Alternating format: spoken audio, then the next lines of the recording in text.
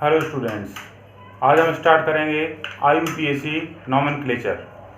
IUPAC का full form होता है international union of pure and applied chemistry. इसके अंतर्गत ऑर्गेनिक कंपाउंड्स और इनऑर्गेनिक कंपाउंड्स का नॉमेनक्लेचर किया जाता है। हम पढ़ेंगे यहाँ पर्टिकुलर ऑर्गेनिक कंपाउंड्स, और ऑर्गेनिक कंपाउंड्स में भी आज हम बात करेंगे एल्केन्स की।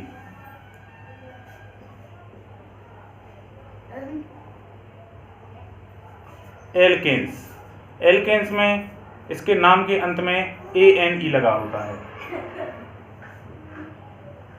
और दूसरी विशेषता क्या होती है इसके कार्बन के मध्य में एकल बंध होता है, अर्थात इसमें जितने भी कार्बन एटम होते हैं वो परस्पर एकल बंध के द्वारा या सिंगल बॉन्ड के द्वारा जुड़े होते हैं। तीसरी विशेषता क्या होती है, इनका जनरल नेम, सामान्य नाम क्या होता है या सामान्य सूत्र CnH2n+2, अर्थात इसमें हाइड्रोजन की संख्या कार्बन की तुलना में दुगने से 2 ज़्यादा होती है। तो ये हो गई सामान्य बात एल्केन की। अब हम उदाहरण के द्वारा इसको समझते हैं। सबसे जो सरल एल्केन होता है वो होता है मीथेन।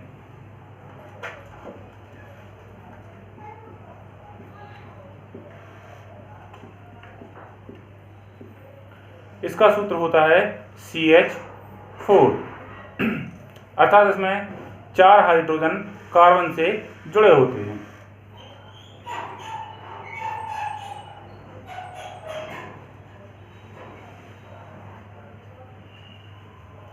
ये है CH4।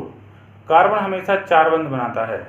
ये पूरी ऑर्गेनिक केमिस्ट्री में हमेशा हमें ध्यान रखना है कि कार्बन के बाह्यतम कक्ष में 4 इलेक्ट्रॉन होते हैं और इन 4 इलेक्ट्रॉनों के द्वारा यह 4 बंधों का निर्माण करता है।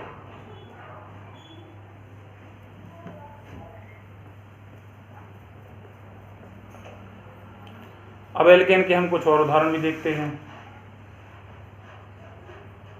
पहला तो हो गया CH4। इसे हम किस प्रकार से बनाते हैं,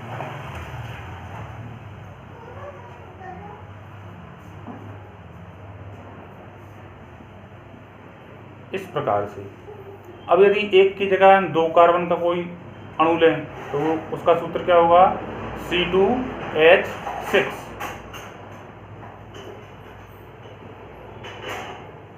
और इसका नाम होगा इथेन।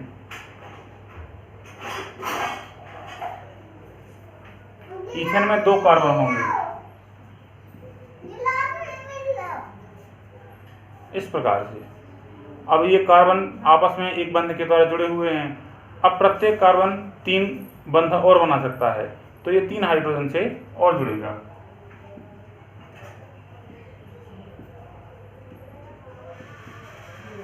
इस प्रकार से ये है ईथेन की संरचना। इसे हम और सरल रूप में किस प्रकार से लिख सकते हैं, ये कार्बन 3 हाइड्रोजन से जुड़ा हुआ है और ये कार्बन 3 हाइड्रोजन से जुड़ा हुआ है। तो हम इसे किस प्रकार से लिख सकते हैं, CH3CH3। तो यह हो गया हमारा दूसरा उदाहरण। इसका नाम होगा ईथेन।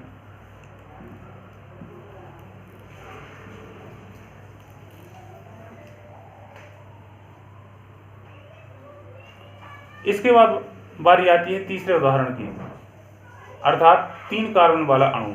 3 कार्बन वाला अणु कौन सा होगा, C3H8। और इसका नाम होगा प्रोपेन। इसकी भी संरचना समझते हैं। इसमें 3 कार्बन परस्पर एकल बंध के द्वारा जुड़े होते हैं, इस प्रकार से। अब हम जानते हैं, हमें मालूम है कि कार्बन की संयोजकता 4 होती है, अर्थात कार्बन 4 बंध बनाता है। इस कार्बन ने एक बंध बना लिया है, तो अभी ये 3 बंध और बनाएगा। ये कार्बन 2 बंध बनाएगा और ये कार्बन 3 बंध बनाएगा, अर्थात ये 3 हाइड्रोजन से जुड़ेगा, ये 2 से जुड़ेगा और ये 3 से जुड़ेगा।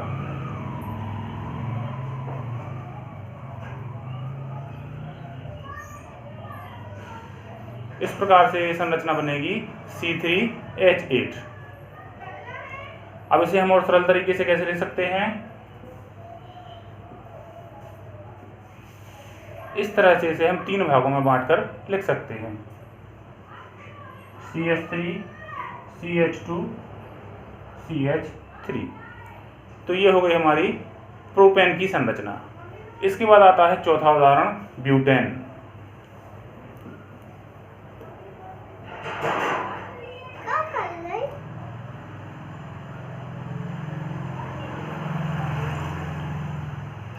C4H10 butane.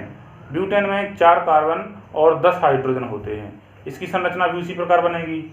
इसका नाम है butane.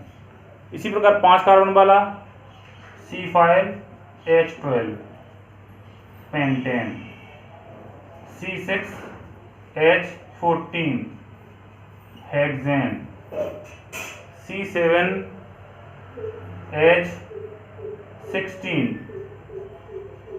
Heptane, C8H18 octane, C9H20 नोनेन, C10H22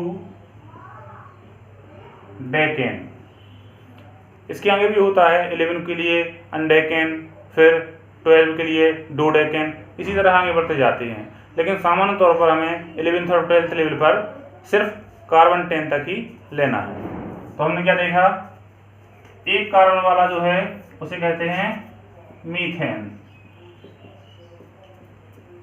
2 carbon वाला ईथेन, 3 कार्बन वाला प्रोपेन। तो इस प्रकार से क्या नाम होंगे, methane, ethane, propane, butane, pentane, hexane, heptane, octane, नोनेन, decane. इस प्रकार से आपको 1 से लेकर 10 तक क्रम से याद कर लेने हैं। ये है हमारा IUPAC का पहला स्टेप। यहाँ से हमें IUPAC सिस्टम स्टार्ट होता है और हम आगे बढ़ते हैं। यदि आपने इसे पहले पढ़ लिया है तो सीधा आप अगले वीडियो पर जाइए और वो वीडियो आपको मिलेगा हमारी प्लेलिस्ट में। प्लेलिस्ट में आपको IUPAC सिस्टम से रिलेटेड सारे वीडियोस मिल जाएंगे, जिनमें बेसिक लेवल भी होंगे और एडवांस लेवल भी होंगे। आप अपनी ज़रूरत के हिसाब से अपना वीडियो चुन लीजिए और उसे देख लीजिए। धन्यवाद।